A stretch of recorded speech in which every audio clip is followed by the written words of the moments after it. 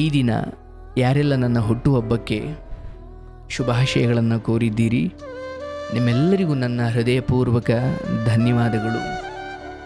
ಭಗವಂತನ ಅನುಗ್ರಹದಿಂದ ಈ ದಾರಿಯಲ್ಲಿ ಅನಿಮಿತವಾದ ಅಪರಿಮಿತವಾದ ಪ್ರೀತಿಯನ್ನು ನಾನು ಗಳಿಸಿದ್ದೀನಿ.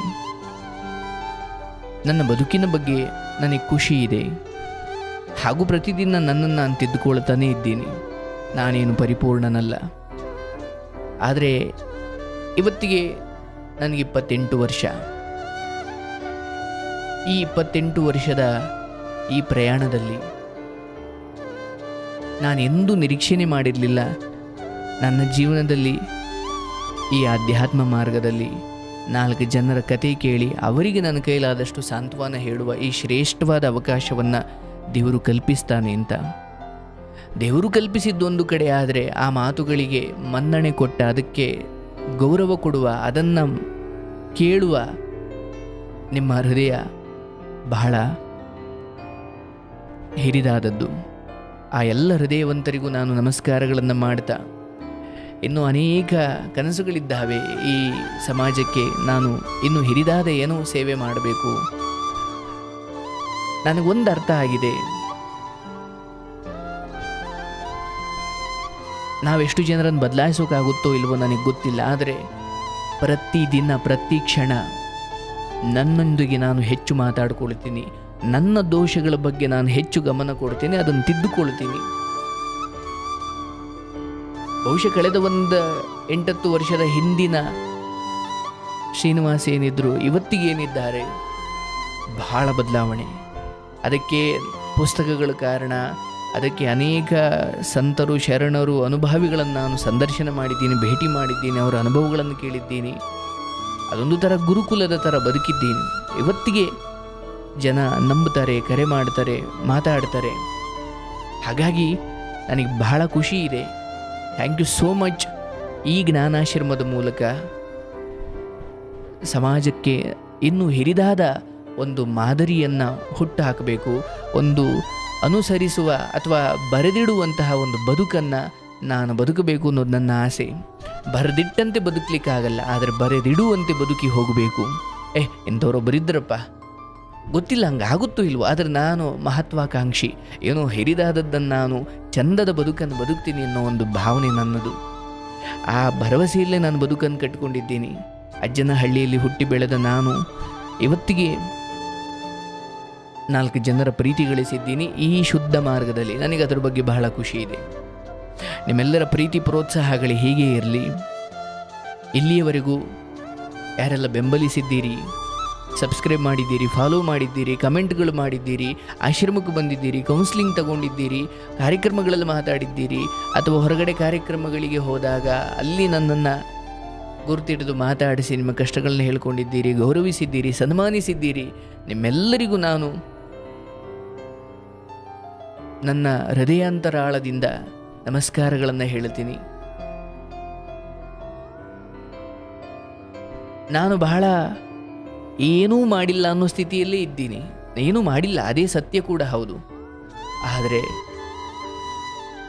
ಯಾರಿಗೂ ನನ್ನಿಂದ ತೊಂದರೆ ಆಗಿಲ್ಲ ಅಥವಾ ಯಾರಿಗೂ ನಾನು ಕೆಡುಕನ್ನು ಬಯಸ್ತಾ ಇಲ್ಲ ಅನ್ನುವ ತೃಪ್ತಿಯಂತೂ ನನಗಿದೆ. ತಾಯಿಗೆ ಮಗನಾಗಿ, ಮನೆಗೆ ಮಗನಾಗಿ, ನಿಮ್ಮೆಲ್ಲರಿಗೂ ಒಂದು ಗುರುವಿನ ಸ್ಥಾನದಲ್ಲೋ ಅಥವಾ ಅಣ್ಣನ ಸ್ಥಾನದಲ್ಲೋ ನಾನು ಮಾದರಿಯಾಗೇ ಇರಲಿಕ್ಕೆ ಇಷ್ಟಪಡ್ತೀನಿ.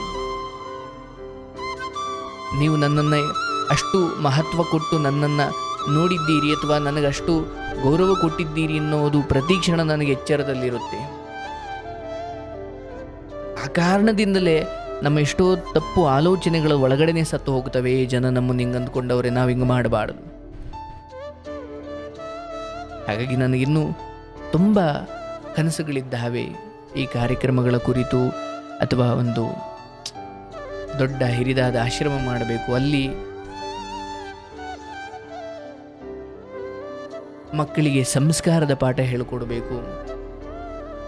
ಜಾತಿ, ಧರ್ಮ ಇವೆಲ್ಲವನ್ನು ತೊರೆದು ಅಥವಾ ಇವೆಲ್ಲವನ್ನು ಬದಿಗಿರಿಸಿ ಮಕ್ಕಳಿಗೆ ಸಮಾಜದಲ್ಲಿ ಹೇಗೆ ನಡ್ಕೊಳ್ಬೇಕು, ಕಷ್ಟ ಸುಖಗಳೊಂದಿಗೆ ಹೇಗೆ ವರ್ತಿಸಬೇಕು, ಅಥವಾ ಮುಂದೆ ಜೀವನ ಹೇಗಿರುತ್ತೆ, ವಿನಮ್ರತೆಯಿಂದ ಹೇಗೆ ಬದುಕಬೇಕು, ಗೌರವ ತಂದೆ ತಾಯಿಗಳನ್ನು ಹೇಗೆ ನೋಡಿಕೊಳ್ಳಬೇಕು, ಅಥವಾ ನಮ್ಮ ಧರ್ಮದ ಆಚರಣೆಗಳು ಹೇಗಿರಬೇಕು, ಇನ್ನೊಂದು ಧರ್ಮವನ್ನು ಹೇಗೆ ಗೌರವಿಸಬೇಕು, ಎಲ್ಲ ಥರದ ಸಂಸ್ಕಾರ. ಇಲ್ಲಿ ಗಣಿತ, ಕನ್ನಡ, ಇಂಗ್ಲೀಷ್ ಅಲ್ಲ, ಸಂಸ್ಕಾರ.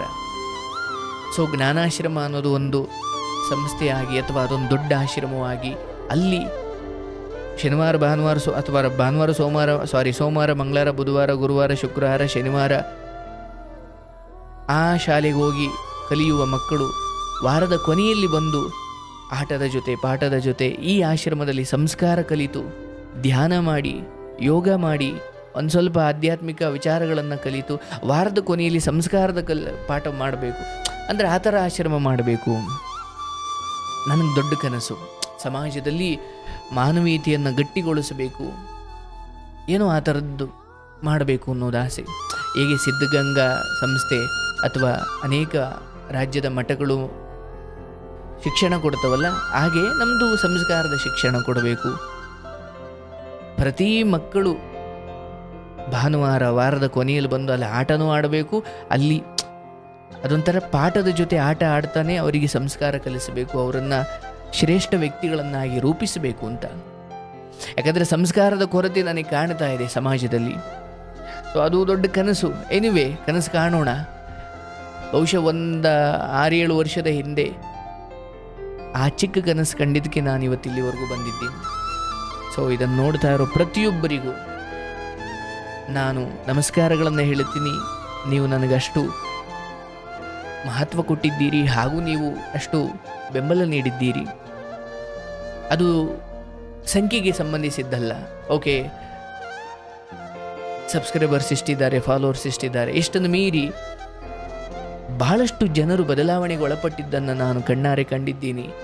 ಅವರು ಹೇಳ್ಕೊಂಡಿದ್ದಾರೆ, ನನ್ನ ಜೀವನದಲ್ಲಿ ನಾನು ಕುಡಿತಾ ಇದ್ದೆ ಬಿಟ್ಟೆ, ಅಥವಾ ನಾನು ತಪ್ಪು ದಾರಿಲಿ ಹೋಗ್ತಾ ಇದ್ದೆ ಬಿಟ್ಟೆ, ಅಥವಾ ನಾನು ಹೀಗೆ ತಂದೆ ತಾಯಿಯನ್ನು ನೋವು ಕೊಡ್ತಾ ಇದ್ದೆ, ಅದನ್ನು ನಾನು ಸರಿ ಮಾಡಿಕೊಂಡೆ. ನಾನಾ ರೀತಿಯ ಜನರು ಆ ಬದಲಾವಣೆಗಳ ಬಗ್ಗೆ ಹೇಳಿಕೊಂಡಿದ್ದಾರೆ. ಅದು ಯಾವುದೂ ನಂದಲ್ಲ, ಭಗವಂತ ನನ್ನಿಂದ ಮಾಡಿಸಿದ ಅನ್ನೋ ಕೃತಜ್ಞತೆ ಅಥವಾ ಆ ಅರಿವನ್ನಂತೂ ನಾನು ಸದಾ ಇಟ್ಕೊಂಡಿದ್ದೀನಿ. ಯಾಕಂದರೆ ನನ್ನ ನಂಬಿಕೆ ಏನಂದರೆ, ಅವನೊಬ್ಬ ನಮ್ಮನ್ನು ಕಾಯುತ್ತಾನೆ, ಭಗವಂತ ನಮ್ಮನ್ನು ಕಾಯ್ತಾನೆ ಅನ್ನೋ ಎಚ್ಚರ ನಮಗಿರಬೇಕು. ಅವನು ಕಾಯುವವರೆಗೂ ನಮಗೆ ಯಾರೇನೂ ಮಾಡೋಕ್ಕಾಗಲ್ಲ, ಆದರೆ ಅವನು ಕೈ ಬಿಟ್ಟರೆ ನಮ್ಮನ್ನು ಯಾರೂ ಕಾಯೋಕ್ಕಾಗಲ್ಲ. ಇದನ್ನು ನಾವು ತಲೆಯಲ್ಲಿ ಇಟ್ಕೊಳ್ಬೇಕು. ಹಾಗಾಗಿ ಆ ನಂಬಿಕೆಯನ್ನು ಬಲವಾಗಿರಿಸ್ಕೊಳ್ಳೋಣ. ಥ್ಯಾಂಕ್ ಯು ಸೋ ಮಚ್ ನಿಮ್ಮೆಲ್ಲರ ವಿಶಸ್ಗೆ. ಈ 28 ವರ್ಷದ ನಾನು ಶ್ರೀನಿವಾಸ ಅಜ್ಜನಹಳ್ಳಿ ಬರುವ ವರ್ಷದ ಈ ಅವಧಿಯಲ್ಲಿ ಮತ್ತಷ್ಟು ಏನಾದರೂ ಒಳ್ಳೆಯ ಕಾರ್ಯಕ್ರಮಗಳನ್ನು ಕೊಡುವ ಯೋಚನೆಯನ್ನಂತೂ ನನ್ನ ತಲೆಯಲ್ಲಿದ್ದಾವೆ. ಸೊ ನಿಮ್ಮೆಲ್ಲರ ಬೆಂಬಲ ಇರಲಿ.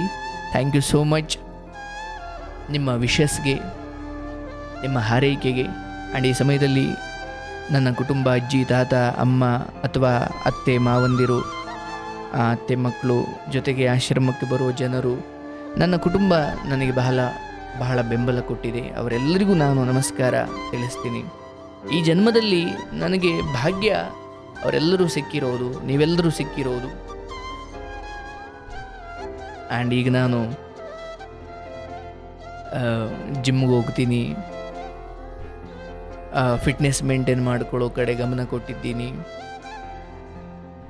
ಇನ್ನೊಬ್ಬರು ಬದುಕಿಗೂ ಬೆಳಕು ಕೊಡ್ತಾ ನನ್ನ ಬದುಕಿಗೂ ಅಧ್ಯಯನ ಆಗಿರ್ಬೋದು, ದೇಹಕ್ಕೆ ಫಿಟ್ನೆಸ್ಸು, ಮನಸ್ಸಿಗೆ ಧ್ಯಾನ, ಫಿಟ್ನೆಸ್ಗೋಸ್ಕರ ಯೋಗ ಅಥವಾ ಕೆಲವು ವ್ಯಾಯಾಮಗಳು, ಮತ್ತು ಜಿಮ್ಗೆ ಸಮಯ ಕೊಡ್ತೀನಿ.